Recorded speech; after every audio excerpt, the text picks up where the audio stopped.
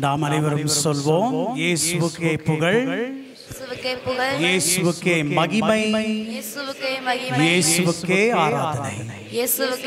கரங்களை வைத்து சொல்வோம், இயேசுவுக்கே புகழ், இயேசுவுக்கே மகிமை, இயேசுவுக்கே ஆராதனை. ஒரு சிறிய ஜெபத்தை சொல்லுவோமா? எல்லாரும் வலது கையை இதயத்தில் வைங்க, அப்படியே கண்ணு மூடி சங்கீதக்காரோடு சேர்ந்த ஜெபத்தை சொல்வோம். நான் சொல்வதை திருப்பி சொல்லும்படியாக அன்போடு அழைக்கின்றேன். என் ஆன்மாவே இறைவனை போற்றிடு, என் முழு உள்ளமே அவருடைய பரிசுத்த நாமத்தை போற்றிடு. என் ஆன்மாவே இறைவனை போற்றிடு, அவர் செய்த சகல நன்மைகளையும் மறவாதே. பிரியமானவர்களே, முதலாவதாக வந்திருக்கின்ற உங்கள் அனைவருக்கும் புனித வனத்து அந்தோனியாருடைய பெருவிழாவின் நல்வாழ்த்துக்கள். Happy feast. அப்படியே பக்கத்தில் இருக்கிறவங்களுக்குலாம் ஒரு விஷ் பண்ணுங்க பார்க்கலாம். ஹாப்பி ஃபீஸ்ட் சொல்லுங்க பார்க்கலாம். யார் பக்கத்தில் இருந்தாலும் சொல்லணும், எல்லாரும் சொல்லணும். அங்கே சொல்லலையே, சொல்லுங்க பார்க்கலாம். ஹாப்பி ஃபீஸ்ட் சொல்லுங்க. இறைவன் உங்கள் அனைவரையும் இதோ நம்முடைய புனிதருடைய ஜெபத்தின் வழியாக ஆசீர்வதிப்பாராக. பிரியமானவர்களே, நம்ம குடும்பத்தில் ஏதாவது ஒரு நல்லது நடக்குதுன்னா, இல்ல ஒரு பிறந்த நாள் நடக்குதுன்னு வச்சுக்கோம், சரிங்களா? அந்த பிறந்த நாள் நடக்கும்போது நம்ம என்ன செய்வோம்? யாருக்கு விழா கொண்டாடுறோமோ, இல்ல யாருக்கு நாம பிறந்த நாள் கொண்டாடுறோமோ அவங்களுக்கு பிடிச்சதை செய்வோம். கரெக்டா? சரிதானே? அப்படி இருக்கும் பொழுது இன்னைக்கு யாருடைய பெருவிழா? யாருடைய? புனித வனத்து அந்தோனியார்.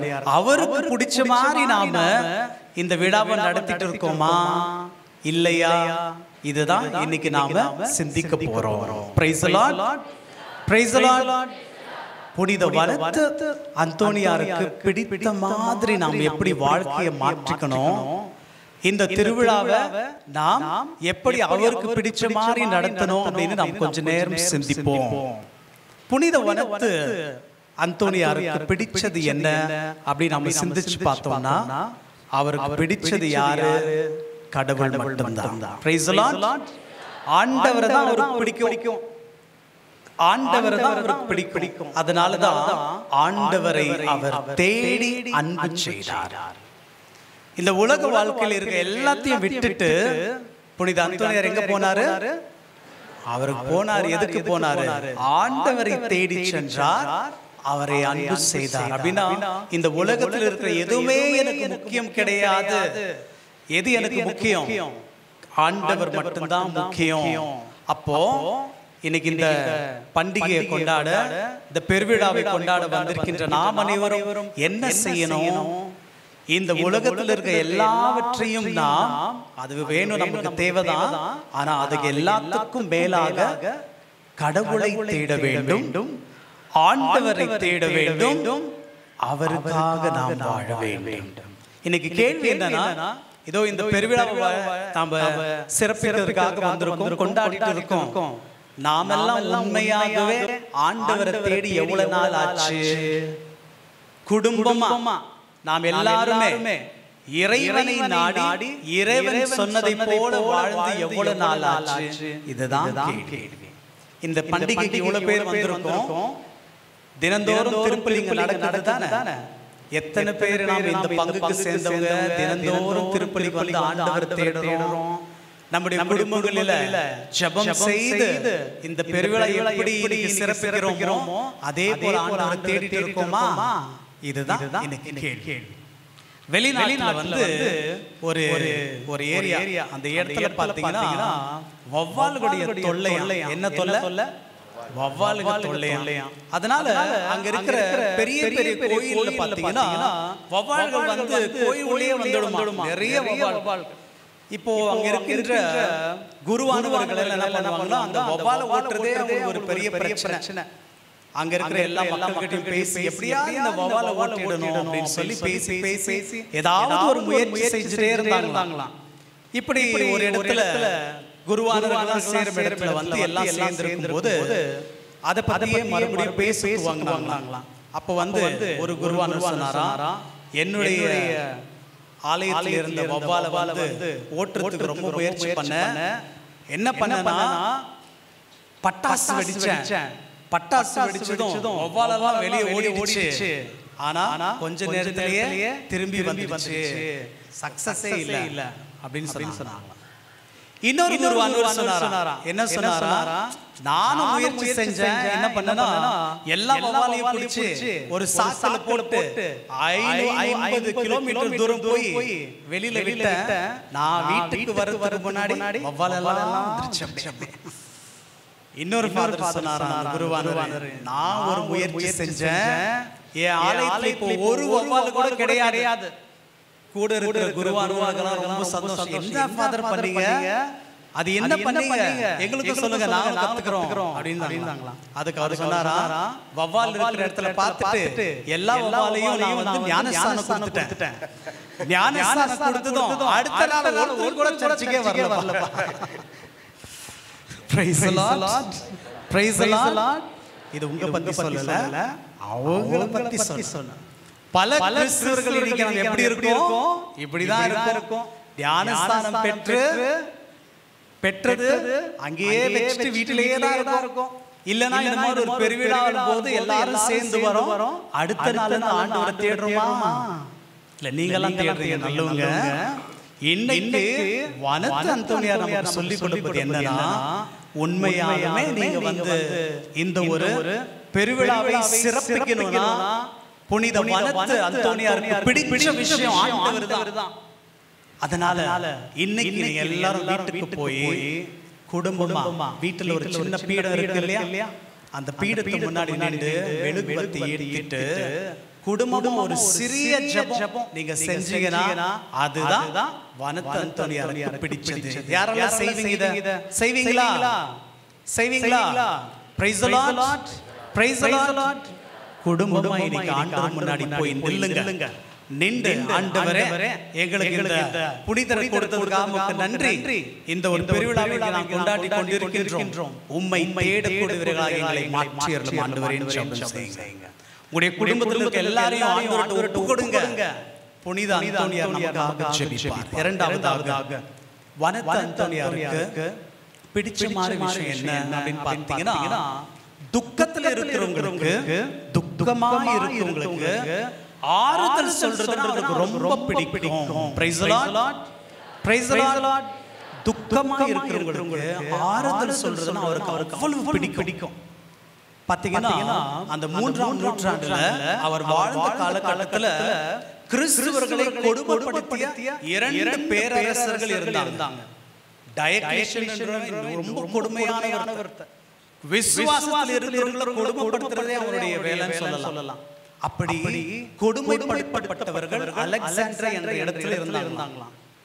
இவரு அந்த கொடுமைப்படுத்தப்பட்ட மக்களை தேடி சென்று துக்கமா இருந்தவர்களுக்கு ஆயத்தம் செய்தார், ஆறுதல் சொன்னார். அவருக்கு அது ரொம்ப பிடிக்கும். ஏன்னா கடவுளை யாரெல்லாம் பிடிக்குமோ அவருடைய பிள்ளைகளை அவங்களுக்கு பிடிக்கும். கடவுளை யாரெல்லாம் நம்புறாங்களோ அவங்களுக்கு அவருடைய பிள்ளைகளையும் தேற்றுவது பிடிக்கும். புனித அந்தோனியார் இந்த மாதிரி துக்கத்தில் இருக்கிறவர்களுக்கு போய் தேற்றுதலை தந்தார். இன்னைக்கு இவ்வளவு பேர் நாம் இருக்கோம் பிரியமானவர்களே. நாம் அனைவரும் இன்னைக்கிலிருந்து நாம் செய்ய வேண்டியது புனித அந்தோனியார் செய்த வேலை என்ன? நம்முடைய காலகட்டத்துல நம்மோடு கூட இருக்கிறவங்க, துக்கத்தில் இருக்கிறவங்க நிறைய பேர் இருக்காங்க, கவலையோடு இருக்கிறவங்க நிறைய பேர் இருக்காங்க, நோய்வாய்ப்பட்டவர்கள் நிறைய பேர் இருக்காங்க. பழைய காலத்துல சொல்லுவாங்க, பிரச்சனை இல்லாத வீடே இல்லை அப்படின்னு சொல்லுவாங்க இல்லையா? இப்போ நோய் இல்லாத ஒருத்தர் குடும்பத்துல கிடையவே கிடையாது. யாராவது ஒருத்தருக்கு ஒரு பிரச்சனை, ஒரு நோய். இன்னைக்கு புனித அந்தோனியாருடைய பெருவிழாவை கொண்டாட வந்திருக்கிற நாம் அனைவரும் செய்ய வேண்டியது என்ன? இதோ நோய்வாய்ப்பட்டிருக்கின்ற நம் குடும்பத்திலும் சரி, பக்கத்து வீட்டிலும் சரி, நம்மோடு கூட வாழ்வோம் சரி, அவங்களுக்கு தேற்றுதலை தரக்கூடிய வார்த்தைகளை பேச வேண்டும் நாம் அனைவரும். அப்பதான் இன்னைக்கு நாம் கொண்டாடுகின்ற இந்த ஒரு பெருவிழாவுக்கு ஒரு மதிப்பு வரும். இன்றைக்கு நாம் இரண்டு வாசகங்களை கேட்டோம் இல்லைங்களா? அதாவது 3 வாசகங்களை கேட்டோம். முதல் வாசகம் எதிலிருந்து எடுக்கப்பட்டது பார்த்தீங்கன்னா நீதிமொழிகள் அதிகாரம் 18 இறைவசனம் 21. என்ன சொல்லுது? வாழ்வதும் நாவாலே சாவதும் நாவாலே. எல்லாரும் சொல்லுங்க பார்க்கலாம். வாழ்வதும் நாவாலே சாவதும் நாவாலே. அப்படினா நம்முடைய நாக்குக்கு, நம்முடைய வார்த்தைகளுக்கு அவ்வளவு பலம் இருக்கு.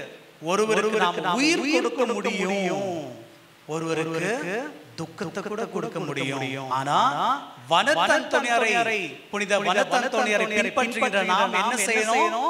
நம்முடைய நாவால, வார்த்தையால என்ன செய்யணும்? உயிர் கொடுக்கணும், உத்வேகம் கொடுக்கணும், தேர்ச்சி செய்யணும். நம்முடைய நீங்க வெளியெல்லாம் போய் தேடி தேடி செய்ய வேண்டியதில்லை. நம்முடைய குடும்பத்திலேயே நீ நல்லா இருக்கியா அப்படின்னு கேட்கல அப்படின்னு எண்ணுகின்ற எத்தனை பெரியவர்கள் இருக்கின்றார்கள் இல்லையா? இன்னைக்கு கூட நீங்க எல்லாம் வந்திருக்கீங்க. உங்க கூட வயதானவர்களை கூட்டிட்டு வந்திருக்கீங்களா? கூட்டிட்டு வந்திருந்தா சந்தோஷம். ஆனா நிறைய வயதானவர்கள் நடக்க முடியாத வீட்டிலே இருக்காங்க. அவங்களுக்கு நல்லா இருக்கியாமா, நல்லா இருக்கியாப்பா அப்படின்னு ஒரு வார்த்தை கேளுங்க. அதுதான் நீங்க செய்கின்ற ஒரு பெரிய பெரிய உத்வேகத்தின் ஒரு காரியம். இது போல பிரியமானவர்களே, இன்று நாம் அனைவரும் தேர்ச்சி கொடுக்க, நம்பிக்கை கொடுக்கக்கூடியவர்களாக இருக்க அழைக்கப்படுகின்றோம். குருவானவர் நமக்கு எடுத்துரைத்தார். இந்த வருடம் எந்த வருடம்? யூபிலி வருடம். ஜூபிலி வருடம் சொல்கின்றோம் இல்லையா?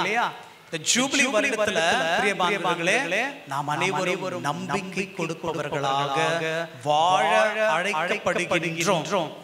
நம்பிக்கை சோர்ந்தவங்களுக்கு நம்பிக்கை கொடுக்கணும். நம்பிக்கை கொடுக்கணும். நம்பிக்கை எடுக்கிறவங்க நிறைய பேர் இருக்காங்க. நல்ல வார்த்தைகளை சொல்றவங்க தான் குறைவு. இன்னைக்கு இந்த பண்டிகை, இந்த பெருவிழா எப்ப சிறப்பிக்கப்படணும்னா இங்க இருக்கிற நாம் அனைவரும் நானும் முயற்சி செய்யறேன்ப்பா, நானும் முயற்சி செய்யறேன். இதோ வாழ்க்கையில குன்றியவர்களுக்கு, சோர்ந்து இருக்கிறவங்களுக்கு, துக்கத்தில் இருக்கிறவங்களுக்கு நான் என்ன செய்ய போறேன்? நம்பிக்கையை கொடுக்க போறேன். நம்பிக்கை கொடுக்க போறேன். மூன்றாவதாக பிரியமானவர்களே, புனித வனத்து அந்தோணியாருக்கு பிடிச்ச மூன்றாவது விஷயம் என்னன்னு பார்த்தீங்கன்னா, அவரு இந்த உலகத்தை விட விண்ணுலகத்தை அவர் மிகவும் பிரியப்பட்டார். Praise the lord, praise the lord. இந்த உலகத்துல விண்ணுலகத்தை அவர் ரொம்ப பிரியப்பட்டார். அதனால இந்த உலகத்தில் இருக்கிறது எல்லாத்தையும் துறந்து அவர் விண்ணக வாழ்வுக்காக வாழ்ந்தவர். அவர் இப்போ அவருக்கு பிடிச்சது என்னன்னு சொன்னோம். அவருக்கு பிடிக்காதது என்ன தெரியுமா? புனித அந்தோணியாருக்கு பிடிக்காதது என்ன தெரியுமா? தற்பெருமை, தன்னலம். என்ன பிடிக்காது அவருக்கு? தற்பெருமை, தன்னலம். தனக்கு தற்பெருமை இல்லாததாலதான் அவருடைய சீடர்களுக்கு அவருக்கு சொன்னாரா? என்ன சொன்னாரா? நான் இறந்ததுமே என்னுடைய கல்லறை யாருக்கும் தெரியக்கூடாது. கல்லறை யாருக்கும் தெரியக்கூடாது. தெரியாத ஒரு இடத்தில் புதைத்து விடுங்கள் என்று தன்னுடைய சீடர்களுக்கு சொன்னார். ஏன் அப்படி சொன்னாரு? ஏன்னா என்னுடைய கல்லறை தெரிஞ்சிருச்சுன்னா என்ன பண்ணுவாங்க ஜனங்க? நான் தான் பெரியவன் சொல்லி என்னை அவர்கள் மேன்மைப்படுத்துவார்கள், கடவுளை விட்டுடுவாங்க. யாருக்கு பெருமை போகணும்? கடவுளுக்கு பெருமை போகணும். யாருக்கு போகணும்? கடவுளுக்கு பெருமை போகணும். அதனால என்னுடைய கல்லறையை யாருக்கும் தெரியாத இடத்துல புதைச்சிடுங்க அப்படின்னு சொல்லி தன்னுடைய சீடர்களுக்கு சொன்னாராம். தற்பெருமையே இல்ல. ஏன்னா அவருக்கு முக்கியம் என்னன்னா கடவுள் மேன்மைப்படுத்தப்பட வேண்டும், ஆண்டவருக்கு மகிமை வரணும், நாம் செய்கின்ற ஒவ்வொரு காரியத்திலையும் அவ்வாறாக வாழ வேண்டும் என்று அவர் அழைத்தார். நாம வாழ்ந்துகிட்டு இந்த ஒரு காலகட்டம் எப்படி இருக்குன்னு பாத்தீங்கன்னா, எங்க பார்த்தாலும் செல்ஃபி. என்னது? செல்ஃபி. இப்போ அங்க நடந்து வந்து இல்லையா குருவானவர்களெல்லாம் பாத்தீங்கன்னா எல்லாம் ஒரு போன், எல்லாரும் ஒரு போன் எடுத்துட்டு இருக்காங்க. அப்புறம் கொஞ்சம் பேர் ஃபாதர் கிட்ட வரும்போது அப்படியே ஒரு போட்டோ. ஏன் என்ன இது? என்ன தப்பு எதுவும் கிடையாது. இந்த நான் என்கின்ற இந்த ஒரு சிறப்பு அம்சம் எவ்வளவு போயிட்டு இருக்குன்னா, பழைய காலத்துல நீங்க வந்து கல்யாணத்துக்கு சாப்பாடு சண்டை போடுறது இருக்கு. இப்போ வந்து என் கூட போட்டோ எடுக்கிறதுக்கு சண்டை போடுறது தான் அதிகமாயிட்டு. Praise the lord, praise the lord. பிரியமானவர்களே, இன்று நம்மை இறைவன் அழைப்பது தன்னலம் கட்சி மனப்பான்மை இந்த இரண்டையும் விட இறைவனை அழைக்கிறார். புனித அந்தோனியாருக்கு பிடிக்காத ஒரு விஷயம் பார்த்தீங்கன்னா தன்னலம், நான் வாழ்கின்ற வாழ்க்கை புனித அந்தோனியாருக்கு பிடிக்காது.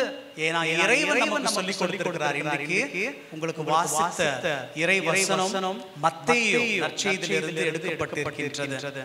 அதுல வந்து ஆண்டவர் என்ன சொல்றாரு? என்னை பின்பற்ற விரும்புகின்றவர்கள் உங்களுடைய சிலுவையை எடுத்து என்னை பின்பற்றுங்கள். இன்னைக்கு பிரியமானவர்களே, நாம எப்போ நான் என்கின்ற இந்த உணர்வை விட்டு ஆண்டவரை தேடுறோமோ, பிறருடைய நலனை தேடுறோமோ, அப்பதான் நாம் உண்மையான புனித அந்தோனியாருடைய விழாவை கொண்டாட முடியும். இன்றைய திருப்பலியில இதோ விண்ணகத்தையும் மண்ணகத்தையும் படைத்த ஆண்டவர் என்ன செய்ய போறார் தெரியுமா? இந்த சாதாரண இந்த ஒரு பீடத்தில் அந்த ஆண்டவர் வர போகிறார்.